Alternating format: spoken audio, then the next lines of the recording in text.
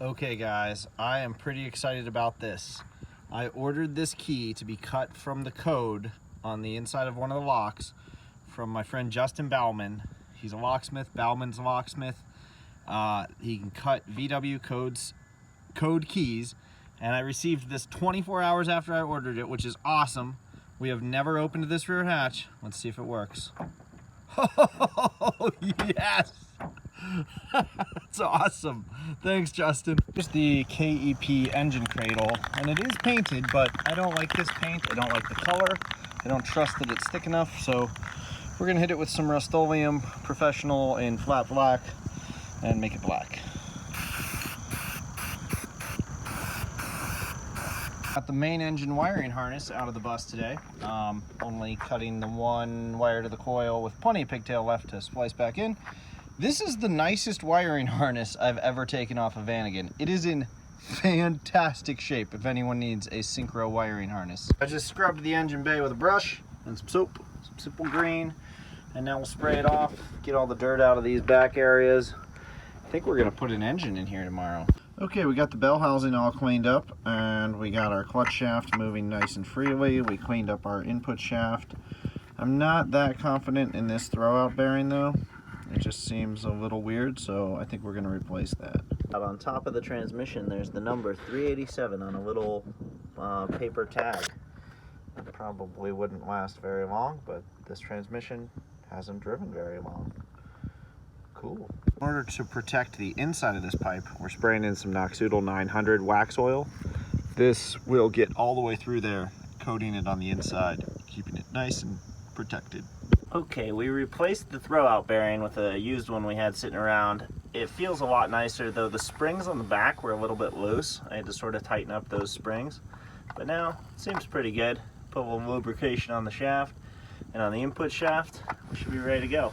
Just to check the clutch, this is a Sachs. It's actually apparently an actual VW one, which is crazy, but we got a Sachs brand new clutch rotor. Looks like a used plate, but looks nice. Just realigning it, checking that there's a pilot bearing in there and everything, and now we're in good shape.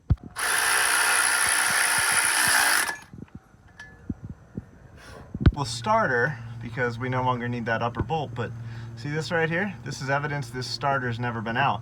On a Syncro, all these things were put on with silicone so that they were watertight for river crossings. So this starter has never been out. Pushed the engine into place on this extra high molecular density polyethylene sheet, which makes it frictionless. And now we're chained up, and we're gonna lift it up, and then we'll attach it to the transmission. We have the world's greatest Harbor Freight jacks. It pumps 1/3 of the times. It's in bad shape. For the mating ritual, in which we insert this input shaft into this pilot bearing. That's what they taught us in school. You gotta get the angle of the dangle right though. We're a little off. Mating ritual has begun, and the transmission has selected its mate and began inserting its input shaft. We've lined up all 4 studs, and now I think we probably just need to give it a few pelvic thrusts from the backside, and then it'll just sort of mate up. Okay, so see, we have the transmission and engine mating. That means the input shaft has gone in, so we can squish it the rest of the way and pull it in with the studs now. But they've all lined up, all is good. The clutch slave cylinder, the old one was, it probably worked, but the new one's in place. It's just easier to do it now. We're ready to lift the engine up and mount it. We probably won't keep it there or keep it too somewhat temporary. We still have to put a nut on here. This is weird. And then when we do wiring, we'll have to put stuff on back there. So there's really no point in putting this all the way up because it's not going to be permanent, but we'll get it in. Mount is off by 1/2 inch side to side,